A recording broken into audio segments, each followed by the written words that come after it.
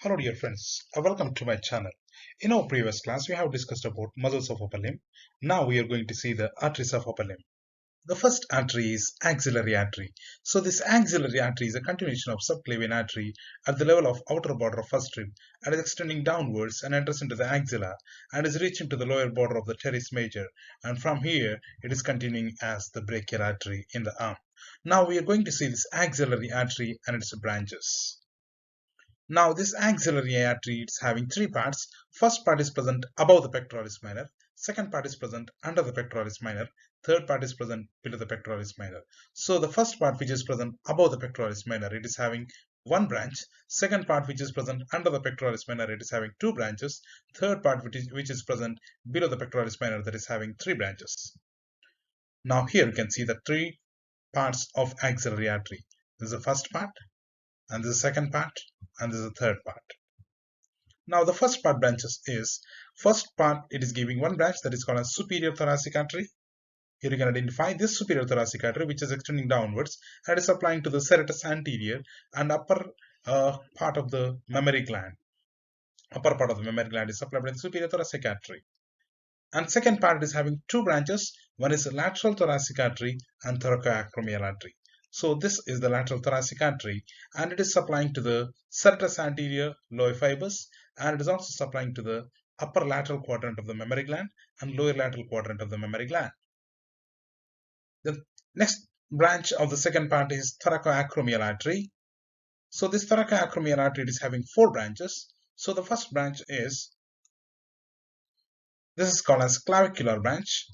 So this clavicular branch which is extending towards medially and is going to supply to the subclavius muscle and also to the pectoralis major muscle and also to the sternoclavicular joint. And second branch is the pectoral branch which is piercing the pectoralis minor and also supplying to it and also supplying to the pectoralis major as well. So this is called as pectoral branch of the thoracoacromial artery. The next branch is deltoid branch which is extending laterally and is running along with the cephalic vein in the deltopectoral groove. The last one is acromial branch, which is extending laterally and reaching to the acromion process. And this acromion branch, which is going to anastomose with the ascending branch of posterior circumflex humeral artery that we are going to see shortly. This is the acromial branch. Now we are going to see the third part of axillary artery. From the third part, we are going to have three branches. First one is subscapular artery, which is extending downwards and enters into the extends into the posterior and is going to supply to the subscapularis muscle and the teres major and teres minor muscles. Next branch is anterior circumflex humeral artery, which is extending laterally and it is running under the biceps tendon and it is encircling the surgical neck of humerus and it is anastomosing with the posterior circumflex humeral artery.